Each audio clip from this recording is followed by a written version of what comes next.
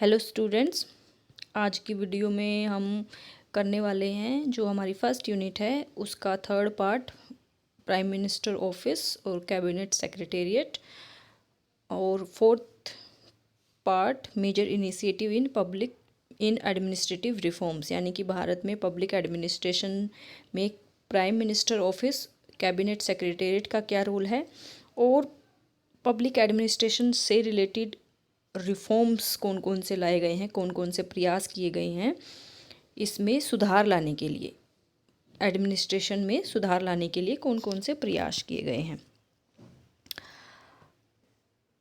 पहले बात करते हैं the role of cabinet secretariat, यानी कि हमने पहले भी बात की थी कि किस तरह से जब गवर्नमेंट इस्टेब्लिश होती है, जब लोकसभा के इलेक्शंस होते हैं तो प्राइम मिनिस्टर चुना जाता है बहुमत की जो पार्टी जो लोकसभा में इलेक्शंस जीत करके आती है। उसके बाद प्राइम मिनिस्टर क्या करते हैं, अपनी कैबिनेट बनाते हैं। कैबिनेट बनाने के बाद अलग अलग हमने देखा था अलग अलग मिनिस्ट्रीज़ होती हैं, ठीक है। फिर अलग अलग मिनिस्ट्रीज़ के हेड होते हैं, अलग अलग मिनिस्टर्स, फिर उनके नीचे जो है एक सेक्रेटरी होता है जो उस सबको देखता है। तो बेसिकली कैबिनेट सेक्रेटेरिएट का जो काम होता है वो पूरा का पूरा इंडिया में जो एडमिनिस्ट्रेशन होता है उसको देखता है।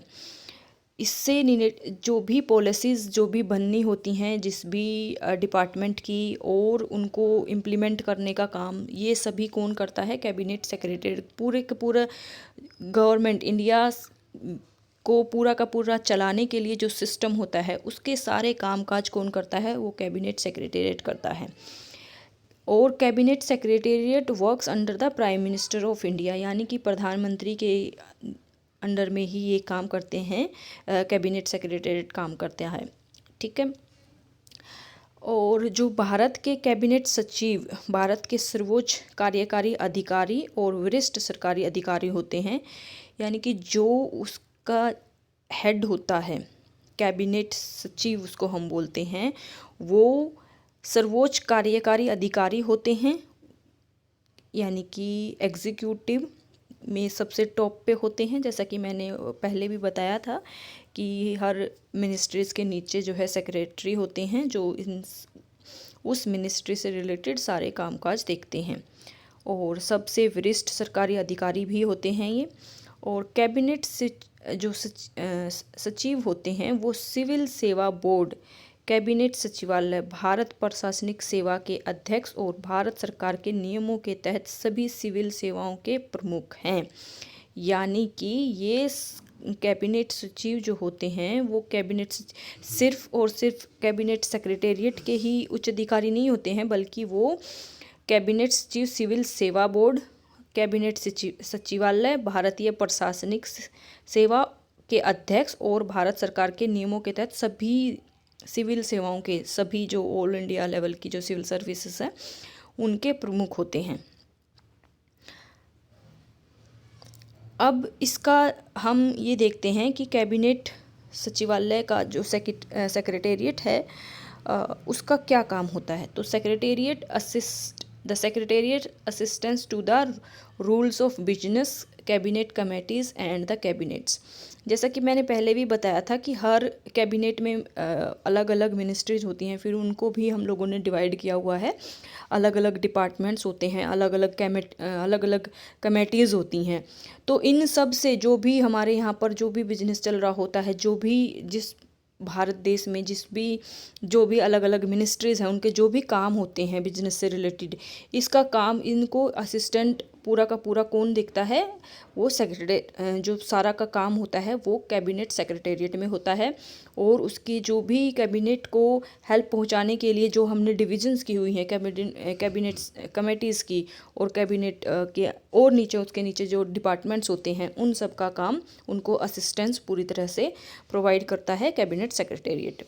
Responsible for the administration of government of India, पूरा का पूरा भारत सरकार, पूरा भारत में जितना भी जो भी काम होता है एडमिनिस्ट्रेशन से रिलेटेड वो सारा का सारा कैबिनेट सेक्रेटेरिएट देखता है, ठीक है। To facilitating smooth transaction of business in the departments of government by ensuring to be rules are followed।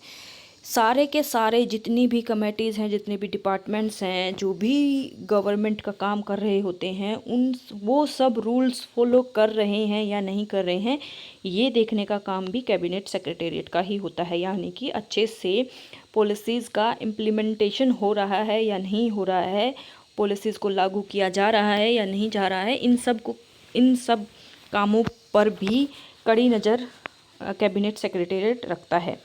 To develop cooperation amongst every departments, जैसा कि मैंने बताया कि हर एक जो मिनिस्ट्री है उसमें अलग अलग डिपार्टमेंट्स होते हैं। जैसे कोई डॉक्यूमेंटेशन को देखेगा, कोई फाइनेंस को देखेगा, फिर कोई पेपर वर्क जो कर रहा होता है, अलग अलग लॉजिस्टिक्स जो प्रोवाइड कर रहे होते हैं। ऐसे ही बहुत सारे डिपार्टमेंट्स होते हैं, अलग अलग उन सब का काम होता है। तो उन सब डिपार्टमेंट्स में आपस में भी सहयोग हो रहा है या नहीं हो रहा है, या उनमें सहयोग को कायम रखना है या उनमें सहयोग बनाना है, ये सारी काम भी कौन देखता है? कैबिनेट सेक्रेटेरिएट देखता है। Assist in decision making by removing differences amongst departments. अब इन सब कामों में तालमेल से काम हो रहा है या नहीं हो रहा है, उससे रिलेटेड वो आपस में बैठ कर के बातचीत के द्वारा जो भी डिसीजंस उन लोगों को लेने होते हैं, उन सब को फैसिलिटेट करना, उन सब को देखना, उन सब पे नज़र रखने का काम भी क्या है? कैबिनेट सेक्रेटेरिएट का है। यानी कि ये भी देखना कि ये डिपार्टमेंट्स आपस में सारे काम एक दूसरे के सहयोग के साथ कर रहे हैं या नहीं कर रहे हैं। फिर उनके बीच में आपस में डिसीजन मेकिंग में भी ये सारे डिपार्टमेंट्स एक दूसरे के साथ तालमेल बिठा रहे हैं या नहीं, ये सब देखने का काम भी किसका होता है? कैबिनेट सेक्रेटेरिएट का होता है। इसके अलावा cabinet secretariat ensures that president, the ministers and the vice president of India are kept informed of major activities of all ministries or departments through their monthly summary activities। हमने पहले भी बात की थी कि टॉप में जो एग्जीक्यूटिव के टॉप में कौन होते हैं? प्रेसिडेंट होते हैं, ठीक है। तो और कैबिनेट में जितनी भी मिनिस्ट्रीज़ हैं उनमें क्या क्या काम हो रहा है, जितने भी डिपार्टमेंट्स हैं वो कौन सी नई पॉलिसीज़ पे काम कर रहे हैं या कौन सी पॉलिसीज़ को इम्प्लीमेंट कर रहे हैं, किस तरह से कर रहे हैं, उन सब का लेखा जोखा हर महीने मंथली समरी एक्टिविटीज़ के रूप में प्रेसिडेंट को और बाकी के जो बाकी मिनिस्टर्स हैं और जो वाइस प्रेसिडेंट हैं इंडिया के, उनको प्रोवाइड करवाता है। ये इंश्योर करता है कैबिनेट सेक्रेटेरिएट कि president of India, vice president of India और बाकी के जो मिनिस्टर्स हैं उन सबको इस चीज़ की पूरी जानकारी हो कि कौन सी मिनिस्ट्री में क्या काम चल रहा है, कौन सी पॉलिसीज़ आ रही हैं, कौन सी पॉलिसीज़ को इम्प्लीमेंट किया जा रहा है। तो ऐसा ना हो कि क्योंकि प्रेसिडेंट हमारे यहाँ पर टॉप पे होते हैं, ठीक है, उन्हें पता होना चाहिए कि हालांकि प्रेसिडेंट हमारे यहाँ पे प्राइम मिनिस्टर के पास ज़्यादा पावर्स है, प्रेसिडेंट हमारे नॉमिनल हेड होते हैं, लेकिन फिर भी उनको सारी पॉलिसीज़ के बारे में, देश के प्रशासन के बारे में पूरा अच्छे से जानकारी होनी चाहिए। ये इंश्योर कैबिनेट सेक्रेटेरिएट करता है। The coordination is also required for removing issues of और difficulties overcoming delays. Each ministry is responsible for implementation of government programs, policies, and plans. For the discussing specific issue or matter, committees are made up and these meetings are held under the cabinet secretary। अभी हमने क्या बात की थी कि जो cabinet होती हैं अलग अलग उसमें मिनिस्ट्रीज़ होती हैं, फिर उनके हेड मिनिस्टर्स होते हैं, फिर उनके नीचे जो हैं कैबिनेट सेक्रेटरी होते हैं।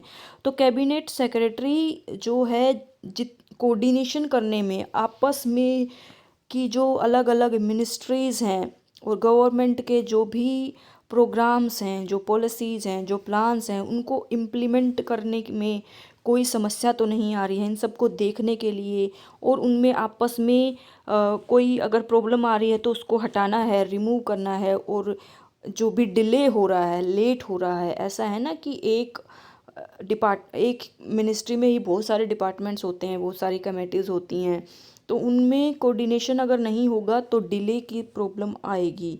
कि फ़ाइल जो है एक चैनल के थ्रू जाती है, पहले ये वाली चैनल से दूसरे वाले चैनल पे जाएगी, फिर उसके बाद अलग उसमें जाएगी, फिर इस तरह से उन आपस में जितने भी चैनल्स हैं, जितने भी डिपार्टमेंट्स हैं, उन सब के पास जो भी फाइल जा रही है पॉलिसी से रिलेटेड, कोई भी गवर्नमेंट का प्रोग्राम से रिलेटेड या प्लान से रिलेटेड, तो वो अच्छे से स्मूथली वो सारा काम होता रहे। तो इस सब को देखने के लिए का काम भी जो कौन करता है, सेक्रेटेरिएट करता है।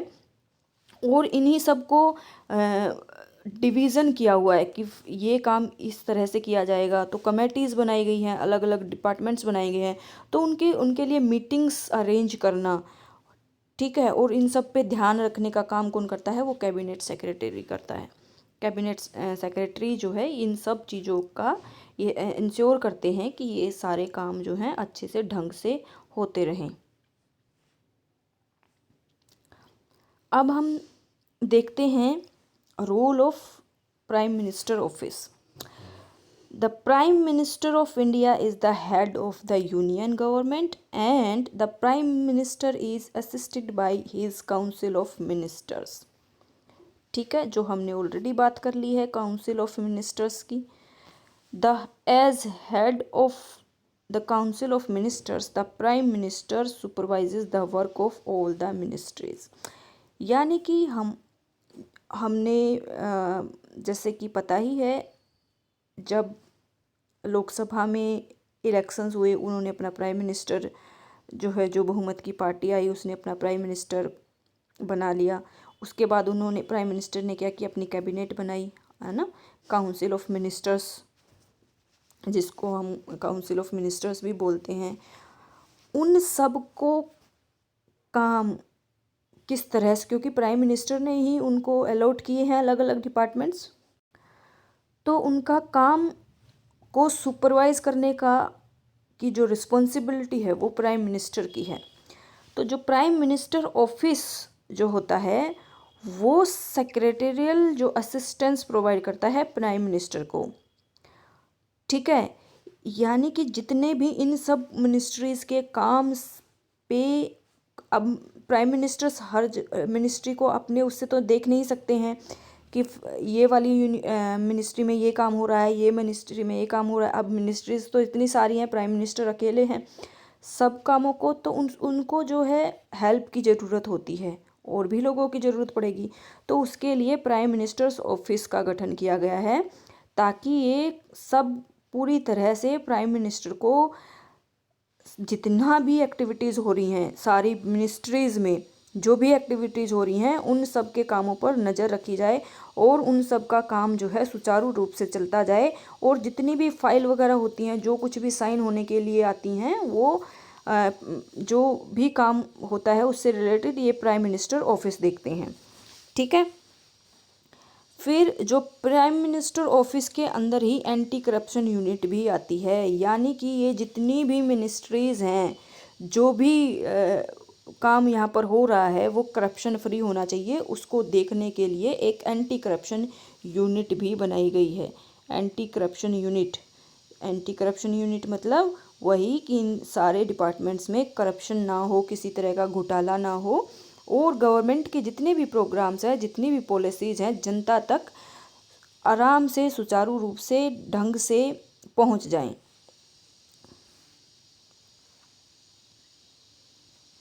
अब हम देखते हैं कि प्राइम मिनिस्टर ऑफिस जो है कौन से काम देखते हैं। तो वो देखते हैं डिफेंस रिलेटेड इश्यूज, जो भी डिफेंस से रिलेटेड, क्योंकि डिफेंस क्या हो गया है, एक यूनियन का सब्जेक्ट है, जिस पे यूनियन ही कानून बनाती है, यूनियन ही इस पर सारे काम करती है, ठीक है। डिफेंस सिक्योरिटी बहुत इम्पोर्टेंट इशू है, तो इससे रिलेटेड जो भी काम होते हैं वो कौन करता है, prime minister office. Judicial appointments for which preference approval is required. यानी कि जितने भी हमारे जुडिशियल अपॉइंटमेंट्स होते हैं वो सबसे पहले, जैसे हमने पहले भी बात की थी कि सारे के सारे जो बड़े बड़े अपॉइंटमेंट्स होते हैं वो चाहे हमारे सुप्रीम कोर्ट के जजेस हों या हाई कोर्ट के जजेस हों, उनकी अपॉइंटमेंट होती प्राइम मिनिस्टर के प्रेसिडेंट के नाम से है, यानी कि उनके पास जो ज्वाइनिंग लेटर जाता है उस पे सिग्नेचर प्रेसिडेंट के होते हैं। लेकिन उन सब से संबंधित काम कि भाई इनको अपॉइंट करना है किसको, जो भी प्रोसेस वगैरह जो कुछ भी फॉलो की जाती है और उनके बाद जो भी नाम सेलेक्ट होते हैं वो प्राइम मिनिस्टर ऑफिस में ही सबमिट होते हैं। उसके बाद से वो साइनें जो हैं सिग्नेचर के लिए प्राइम मिनिस्टर के पास और फिर प्राइम मिनिस्टर के पास जाती हैं, और प्राइम मिनिस्टर के बाद से जब सब चीज़ों का जो है हो जाता है, उसके बाद फिर प्रेसिडेंट के पास साइन के लिए जाती हैं। तो यानी कि जो भी जुडिशियल अपॉइंटमेंट्स होती हैं उन सब का काम भी प्राइम मिनिस्टर ऑफिस में देखा जाता है। Those policy matters which are related to the administration of civil services and reforms. सिर्फ और सिर्फ जुडिशियल एक्टिविटीज़ अपॉइंटमेंट्स ही नहीं, सिविल सर्विसेज जो यूपीएससी एग्ज़ाम देता है, यूपीएससी का सिर्फ यूनियन पब्लिक सर्विस कमीशन का काम होता है कि वो जितनी भी सिविल सर्वेंट्स हैं उसके लिए एग्ज़ाम कंडक्ट करवाना, फिर उनका इंटरव्यू वगैरह लेना। उसके बाद जब वो सेलेक्ट हो जाते हैं तो उसके लिए फ़ाइल कहाँ जाती है, प्राइम मिनिस्टर ऑफिस में जाती है। फिर वहाँ पर सारे के सारे जो है ओरिजिनल काम जो है उनकी मेन ज्वाइनिंग वगैरह प्राइम मिनिस्टर ऑफिस ही सारी काम को देखता है, और प्रेसिडेंट के नाम पर ही उनकी क्या होती है, अपॉइंटमेंट होती है। और यदि उसमें कुछ रिफॉर्म्स वगैरह लेकर के आने हैं इस प्रोसेस में, सिविल सर्विसेज से रिलेटेड के एडमिनिस्ट्रेशन से रिलेटेड अगर कुछ भी रिफॉर्म्स वगैरह भी लाने हैं, सुधार लाने हैं, तो ये सारा काम भी कौन देखता है, prime minister office. All major decisions which are relating to the cabinet secretariat, जो हम अभी कैबिनेट सेक्रेटेरिएट से बात कर रहे थे, जो भी इससे संबंधित अगर कोई बहुत ही ज़रूरी जो मेजर डिसीजंस अगर जो लेने होते हैं, यानी कि कैबिनेट सेक्रेटेरिएट सारा अलग अलग मिनिस्ट्रीज़ का काम देखते हैं, पूरे इंडिया गवर्नमेंट ऑफ इंडिया का काम देखते हैं। लेकिन इससे भी ऊपर कैबिनेट सेक्रेटेरिएट से भी ऊपर कहाँ काम होता है, प्राइम मिनिस्टर ऑफिस में। Major issues of policy formulations, जो भी इश्यूज़ हैं, नई पॉलिसीज़ वगैरह जो कुछ भी आ रही हैं, अब कैबिनेट सेक्रेटेरिएट में क्या होता है, उनसे मांगी जाती है रिपोर्ट की। अगर अलग, क्योंकि कैबिनेट सेक्रेटेरिएट में भी क्या होते हैं, अलग अलग मिनिस्ट्रीज़ होती हैं, अलग अलग सेक्रेटरी होते हैं, तो वहाँ पर उन मिनिस्ट्रीज़ में पॉलिसी वगैरह का काम होता है कि कौन सी नई पॉलिसी लेकर के आनी है, तो उन सब को फिर आगे फॉरवर्ड किया जाता है प्राइम मिनिस्टर ऑफिस में। प्राइम मिनिस्टर ऑफिस से जब वो पास हो जाती हैं, वो पॉलिसीज़ पे जो है डिस्कशन वगैरह हो जाता है, और जो प्राइम मिनिस्टर हैं वो सब उनको देख लेते हैं, और बाकी के जो अलग प्राइम मिनिस्टर के जो काउंसिल होती है, काउंसिल ऑफ मिनिस्टर्स होती है, वो सब उस चीज़ पर डिस्कशन हो जाता है। तो फिर वो उससे रिलेटेड जो भी इश्यूज़ हैं, मेजर इश्यूज़ हैं, उनके बारे में वहाँ पर प्राइम मिनिस्टर ऑफिस में डिस्कशन होता है, और उसके बाद फिर ये पॉलिसीज़ आगे पार्लियामेंट में जो है बिल के तौर पर जो है पेश की जाती हैं। Prime minister special packages announced for the states, यदि स्टेट्स को किसी तरह की कोई हेल्प अगर करनी है, किसी तरह का उनको कुछ भी उनके लिए कुछ स्कीम लेकर के आनी है, कुछ प्रोग्राम अगर चालू करने, तो इन सब का भी कहाँ पर ध्यान दिया जाता है, प्राइम मिनिस्टर ऑफिस में। The request for a grant of agreement for foreign heads of commission posted to India, जो भी हमारा यहाँ पर बाहर के फॉरेन के जो भी हमारे यहाँ पर, जैसे आप सबको पता होगा कि हमारे यहाँ पर हमारी भी भारत देश की भी अलग अलग जो है एम्बेसी होती हैं बाहर की कंट्रीज़ में, ऐसे ही बाहर की कंट्रीज़ की भी इंडिया में जो है एम्बेसीज होती हैं। तो उनसे रिलेटेड जो भी अगर उनसे रिलेटेड कुछ एग्रीमेंट कुछ करना है या कुछ किसी पॉलिसी पे कुछ काम करना है, तो इन सब कार्यों का क्रियान्वयन भी कहाँ होता है, प्राइम मिनिस्टर ऑफिस में। The appointments of states administrative tribunals and the central administrative tribunal appointments of election commission, members of constitutional committees and commissions and union public service commissions, इन सब की अपॉइंटमेंट से रिलेटेड काम, जैसे मैंने पहले भी बताया ना कि सारा का सारा यूपीएससी जो भी एग्ज़ाम्स लेता है उसकी सारी जो भी वो सिर्फ एग्ज़ाम लेते हैं। फिर अपॉइंटमेंट के लिए फ़ाइल कहाँ जाती है, पीएमओ में जाती है। पीएमओ के बाद से फिर वो साइन जो है आगे फॉरवर्ड होती है प्रेसिडेंट के सिग्नेचर के लिए। तो यहाँ पर जितनी भी लिस्ट दी गई हैं state administrative tribunals, central administrative tribunals और जो भी इलेक्शन कमीशंस हैं और कॉन्स्टिट्यूशनल कमेटीज़ हैं, उन सब का एक प्रोसेस फॉलो किया जाता है कि उनके मेंबर्स को किस तरह से चुना, वो सारा काम प्राइम मिनिस्टर ऑफिस में होता है। इसके अलावा प्राइम मिनिस्टर ऑफ इंडिया में like to use his office for a forum of discussion on important policy issues of public administration, यानी कि पब्लिक एडमिनिस्ट्रेशन से रिलेटेड अगर कोई भी पॉलिसी वगैरह में कोई प्रॉब्लम आती है, कोई इशू खड़ा होता है, तो प्राइम मिनिस्टर पीएमओ को, प्राइम मिनिस्टर ऑफिस को as a discussion, as a forum of discussion, यानी कि एक प्लेटफॉर्म के रूप में यूज़ कर सकते हैं। मतलब ज़रूरी नहीं है कि डिस्कशंस वगैरह जो है पार्लियामेंट में ही हो। पब्लिक एडमिनिस्ट्रेशन से रिलेटेड अगर कोई पॉलिसी इशू हो रहा है तो प्राइम मिनिस्टर ऑफिस में जो प्राइम मिनिस्टर हैं वो इसके बारे में जो है डिस्कशन अपने मंत्रियों के साथ कर सकते हैं, अपनी कैबिनेट के साथ कर सकते हैं। The prime minister also may use his office to review and monitor the policy, किसी भी पॉलिसी को रिव्यू करने के लिए और उसको मॉनिटर करने के लिए। रिव्यू करने के लिए मतलब कि उसको देखना ये पॉलिसी सही है या गलत है या किस तरह से है, उसको रिव्यू करने के लिए। और मॉनिटर का मतलब यही होता है कि उसको देखना कि वो ढंग से इम्प्लीमेंट हो रही है या नहीं हो रही है, या कितना समय लग रहा है, डिले तो नहीं हो रहा है, इसको और थोड़ा सा फास्ट करा जाए। तो इन सब के लिए भी जो है अपने ऑफिस को प्राइम मिनिस्टर जो है क्या कर सकते हैं, उसका इस्तेमाल कर सकते हैं। Even Prime Minister can seek the information on development on certain levels and also create a special agency for suggestion or advice and monitoring the policy। और इनसे रिलेटेड, पॉलिसी से रिलेटेड कोई भी अगर कुछ किसी पॉलिसी को इम्प्लीमेंट करने में कुछ प्रॉब्लम आ रही है तो उससे रिलेटेड कि भाई इस पॉलिसी को कैसे इम्प्लीमेंट किया जाए, हाँ इसका सही तरीका क्या होगा, तो उससे रिलेटेड वो कुछ भी जो है इन्फॉर्मेशन मांग सकते हैं, या किसी एजेंसी का ग्रुप जो है बना सकते हैं, स्पेशल एजेंसी, कि ये फला फला पॉलिसी है, इसको इम्प्लीमेंट करना है तो कैसे किया जाए, ये इसमें जो प्रॉब्लम्स आ रही हैं, इश्यूज आ रहे हैं इसमें, तो उसके लिए सजेशंस मांगने के लिए कोई एजेंसी का भी जो है प्राइम मिनिस्टर ऑफिस के थ्रू जो है प्राइम मिनिस्टर ये ऐसा भी कर सकते हैं। अब हम बात करते हैं, अब हमने अभी तक हम लोगों ने पढ़ लिया कि प्राइम मिनिस्टर ऑफिस का क्या काम है और कैबिनेट सेक्रेटेरिएट का क्या रोल है। अब हम बात करते हैं कि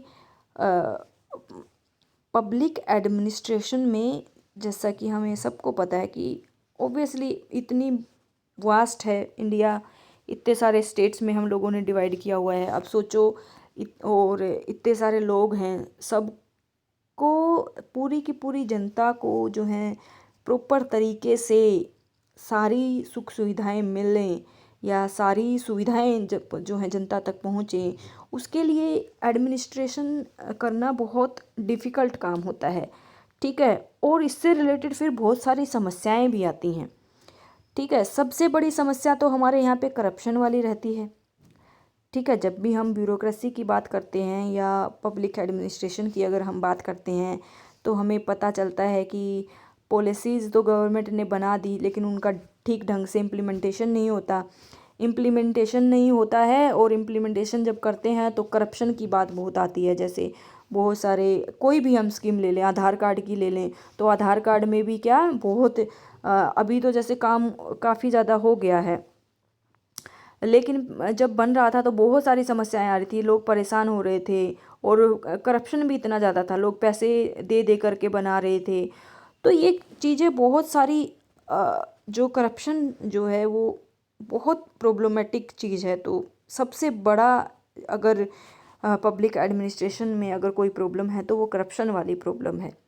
करप्शन का मतलब सिर्फ पैसा लेना ही नहीं होता है, लोग अपना काम ढंग से नहीं कर रहे हैं, जो काम उनको सौंपा गया है, जो काम सरकार ने उन्हें करने के लिए दिया गया है, और सरकार जो है जनता द्वारा चुनी गई है, यानी कि वो जनता के काम के लिए ही चुनी गई है। ठीक है, और वही काम फिर क्या है, जनता को वो सुविधाएं प्रॉपर तरीके से नहीं मिल पाती हैं। ठीक है, और टाइम से नहीं मिल पाती हैं या उसमें पैसे देने पड़ते हैं, डिले जो हो जाता है, तो ये भी जो है करप्शन होता है। ठीक है, अधिकारी जो हैं टालते रहते हैं, आज अधिकारी वो वाला अधिकारी नहीं आया, फलाने डॉक्यूमेंट पे उस अधिकारी के सिग्नेचर चाहिए थे लेकिन वो नहीं आए। तो इससे रिलेटेड जो है इन सब समस्याओं को सुधारने के लिए समय समय पर रिफॉर्म्स की बात होती रहती है। रिफॉर्म्स मतलब सुधार। तो सरकार ने कौन कौन से major initiatives in administrative reforms जो लिए गए हैं उनके बारे में हमें यहाँ पर पढ़ना है, उनके बारे में भी देखना है। ठीक है, अभी तक हम लोगों ने देखा कि सरकार किस तरह से जो है पब्लिक एडमिनिस्ट्रेशन क्या होता है, कैसे ये पूरा का पूरा इसका इतिहास क्या रहा है, कैसे चला हुआ आ रहा है ये ब्रिटिश काल से, उसके बाद से इंडिपेंडेंस के बाद देखा, फिर उसके बाद से कौन कौन से इसमें सरकार के अंग हैं जो इस सब पे एडमिनिस्ट्रेशन का काम करते हैं। ठीक है, अब हमें देखना है कि इन सब में अगर कुछ प्रॉब्लम्स इसमें जो भी इससे संबंधित हैं तो उनका कैसे निपटारा किया गया है, कौन कौन से इसको जो है सुधार लाने के लिए कौन कौन सी पहल की गई हैं सरकार द्वारा, वो सब हमें इसमें देखना है।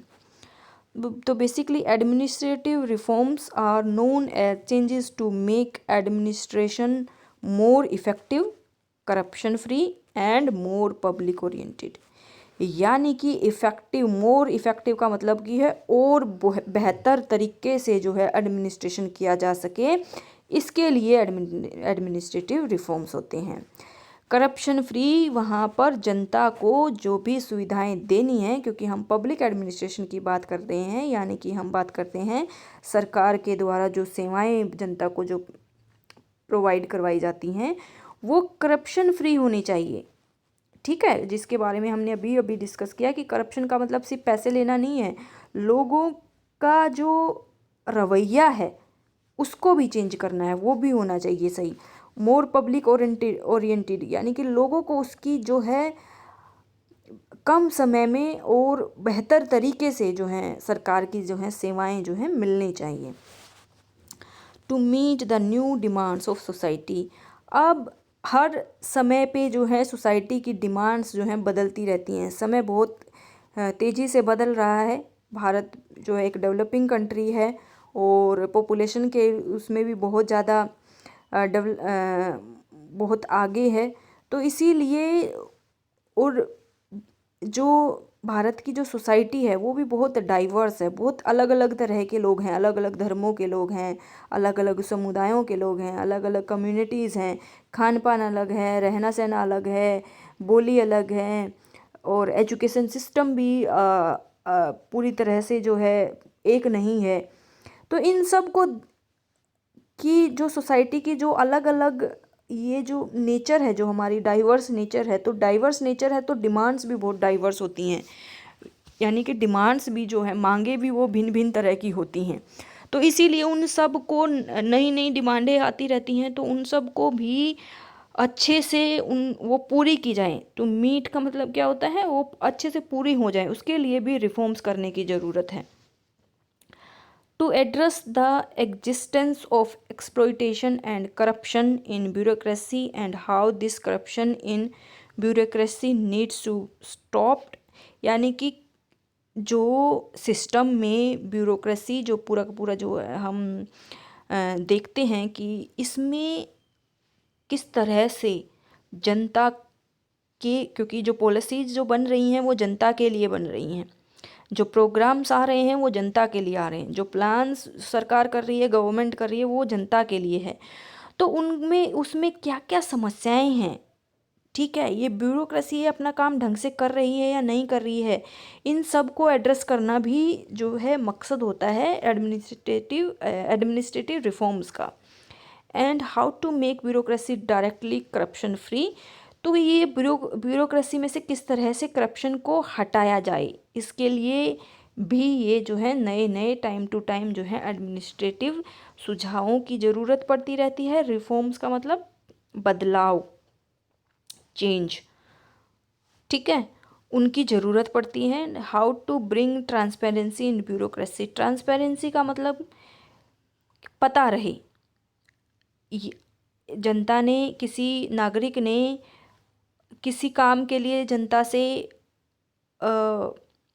जो है अपना काम किसी ऑफिस से करवाना चाहा, मान लीजिए पानी का कनेक्शन लेना है, बिजली का कनेक्शन लेना है, आधार कार्ड बनवाना है, पैन कार्ड बनाना, कुछ भी काम करना है, तो सरकार वो ट्रांसपेरेंसी होनी चाहिए कि वो काम कितने कहाँ से होगा, कितने दिन में वो हो जाएगा। ऐसा नहीं है कि फॉर्म फिल कर दिया है और वो पड़ा हुआ है महीने 2 महीने से, कोई वही रिस्पॉन्सिबिलिटी ही नहीं है ब्यूरोक्रेसी की, है ना। तो वो ट्रांसपेरेंसी उसमें काम में होनी चाहिए कि हाँ ये काम किया जा रहा है, इतने कामों में इतने दिन में ये काम हो जाएगा, इतने दिनों में आपका जो है कनेक्शन जो है लग जाएगा, ठीक है, और उसके लिए कितने पैसे लिए जाएंगे, है ना।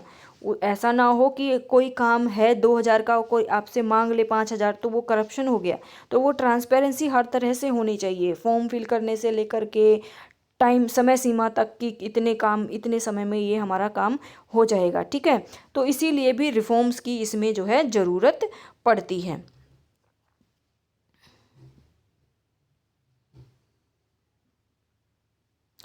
अब इन्हीं को ले करके बहुत सारे इनिशिएटिव्स लिए गए हैं, जैसे कि central vigilance commission came into effect in 1964 to prevent corruption in central government office. यानी कि सेंट्रल गवर्नमेंट के अंदर जितने भी ऑफिसेज आते हैं उनमें करप्शन की जो प्रॉब्लम्स है उसको प्रिवेंट यानी कि उसको रोकने के लिए सेंट्रल विजिलेंस कमीशन बनाया गया था 1964 में, ठीक है। तो इस कमीशन का क्या काम है, ये देखना कि गवर्नमेंट सेंट्रल गवर्नमेंट के ऑफिसेज जितने भी हैं वहाँ पर करप्शन तो नहीं हो रहा है, ठीक है। और इसी से सुधार एडमिनिस्ट्रेटिव पब्लिक एडमिनिस्ट्रेशन में रिफॉर्म्स से रिलेटेड जो है the first administrative reforms commission came in 1966। ARC administrative reforms commission आए थे 1966 में, ठीक है। और इनके हेड जो थे वो मोरारजी देसाई थे। उसके बाद जो है के हनुमंथा इसके जो है 2005 में जो है इनके अंडर में इन्होंने इसके एडमिनिस्ट्रेटिव रिफॉर्म कमीशन को जो है गाइड किया। फिर सेकंड एडमिनिस्ट्रेटिव रिफॉर्म कमीशन जो है वीरप्पा मोइली के टाइम में आए, ठीक है। और वीरप्पा मोइली ने इनको चेयर किया, यानी कि इनके हेड थे वो। और इन सभी के सभी कमीशंस ने, चाहे वो फर्स्ट रिफॉर्म्स कमीशन हो या सेकंड रिफॉर्म्स कमीशन हो, तो बहुत सारे उन्होंने सुझाव दिए, सजेशंस दिए कि ये सारी प्रॉब्लम्स हैं और इन प्रॉब्लम्स से डील करने के लिए ये काम किए जाने चाहिए, ठीक है। तो उस पर इतना ज़्यादा डिटेल्स में जाने की ज़रूरत नहीं है। बेसिकली जो मेन वही है कि जो करप्शन की जो बहुत बड़ी प्रॉब्लम है उससे संबंधित बहुत सारे ये जो हमारे कमीशंस हुए, रिफॉर्म्स कमीशंस आए, उसमें सुझाव दिए गए। अब हम देखते हैं कि ये कौन कौन से किस कहाँ कहाँ पे रिफॉर्म्स की ज़रूरत पड़ती है, ठीक है। Some forms of reforms. Structural reform हम किसको बोलेंगे, structural reform is new method और system which are introduced to public administration. Structural का मतलब होता है उसके एक पर्टिकुलर जो सिस्टम है, जो हम चैनल्स जो हम फॉलो कर रहे हैं, यानी कि हमारा अगर हमें आधार कार्ड बनवाना है, जाना है, तो वहाँ पे आप लोगों ने फॉर्म फिल किया तो खिड़की पे एक कौन बैठा होगा, कंप्यूटर ऑपरेटर होगा। कंप्यूटर ऑपरेटर आपकी एप्लीकेशन को फोन उसमें जो कंप्यूटर में डाल देगा। उसके बाद फिर आपके सारे डॉक्यूमेंट्स वगैरह चेक होंगे, ठीक है। अगर उसमें से रिलेटेड कुछ प्रॉब्लम्स आ रही है तो आप लोगों को जो बड़े अधिकारी हैं उनके पास भेजा जाता है, ठीक है। फिर उसके बाद जब वो पूरा का पूरा जब आपका डॉक्यूमेंट तैयार हो जाता है तो जो हेड होते हैं उनके वहाँ पर साइन होते हैं, ठीक है। तो वो साइन करने का काम किसी और का होता है, ठीक है। तो एक पूरा का पूरा स्ट्रक्चर फॉलो होता है, एक पूरा का पूरा स्ट्रक्चर काम करता है। तो स्ट्रक्चर रिफॉर्म्स में उन स्ट्रक्चर्स में अगर किसी बदलाव की ज़रूरत है तो वो उसके अंदर आता है, ठीक है। फिर बिहेवियरल रिफॉर्म में क्या होता है, it has been found that the public administrator do not behave properly with the people, so it is necessary for authority to advise and the person of department concern to behave properly to them. यानी कि एक form कैसा हो सकता है reform करने का, कि जो लोग हम जिनके पास गए अपना काम करवाने के लिए, हम खिड़की पर गए, हमें अपना आधार कार्ड बनवाना है और वो हमें उल्टा हमें बोल रहा है कि नहीं बनेगा तुम्हारा, भाग जाओ यहाँ से, ठीक है। तो वो एक बिहेवियर, ढंग से बात करने की, और बहुत सारे लोगों को पता नहीं होता है, जाएंगे वहाँ पर अच्छे से गाइड ही नहीं करने हैं कौन से डॉक्यूमेंट्स लगने हैं या नहीं लगने हैं, कुछ नहीं बताया जाएगा। तो इस तरह का जो बिहेवियर होता है, जो एडमिनिस्ट्रेटर होते हैं वो क्या हैं हमारे, वो एडमिनिस्ट्रेटर हैं, ठीक है। उनका जो बिहेवियर होता है जनता के लिए, यानी कि किसी भी पॉलिसीज़ को जब इम्प्लीमेंट करते हैं तो बहुत सारे चैनल्स होते हैं, है ना। तो और उसमें वो चैनल्स कौन होते हैं, बेसिकली अलग अलग पोस्ट पे बैठे हुए अलग अलग अधिकारी होते हैं, अलग अलग लोग होते हैं, है ना। तो वो जो लोग होते हैं वो जनता के लिए क्या बिहेवियर अपना रखते हैं, उसको में भी बदलाव की बहुत ज़रूरत होती है। सबसे बड़ी समस्या यही है कि वो लोग अच्छे से ढंग से बात ही नहीं करते हैं जनता से, नागरिकों से अच्छे से बात ही नहीं करते हैं, उन्हीं के लिए काम कर रहे हैं लेकिन उन्हीं से अच्छे से बिहेव नहीं करते हैं वो। तो उनके बिहेवियर से रिलेटेड अगर चेंज लाना होगा तो उसको हम बिहेवियरल रिफॉर्म बोलेंगे। फिर ऑर्गेनाइजेशनल डेवलपमेंट का मतलब वही होता है कि किस तरह से उसको अच्छे से, बढ़िया तरीके से, एक जो है अच्छे से उसको डिपार्टमेंट को सेटअप किया जाए ताकि सारे के सारे काम जो हैं वो अच्छे तरीके से हो जाए। Organisation development is a planned organisation wide attempts directed from the top that is design to increase organisation effectiveness and viability through calculated intervention in the active workings of the organization using knowledge from the behavioral sciences। किस तरह से अच्छे से जो भी हमारे departments हैं उनको अच्छे से ऑर्गेनाइज किस तरह से किया जा सकता है, उसको हम ऑर्गेनाइजेशनल डेवलपमेंट के अंडर रखते हैं, ठीक है। तो बेसिकली आज का जो है हमारी वीडियो यहीं पे ख़त्म होती है। इसमें हम लोगों ने, और ये हमारा फर्स्ट यूनिट भी हमारी जो है कंप्लीट हो जाती है, ठीक है। इसके बाद हम सेकंड यूनिट स्टार्ट करेंगे। नेक्स्ट वीडियो जो आएगी वो डिसेंट्रलाइजेशन पे आएगी, लोकल एंड अर्बन गवर्नेंस पे आएगी, ठीक है। तो अगर कोई भी कुछ भी किसी भी तरह की प्रॉब्लम आती है, कुछ भी समझ में नहीं आता है, तो आप जो है यहाँ पर कमेंट कर सकते हैं, ठीक है।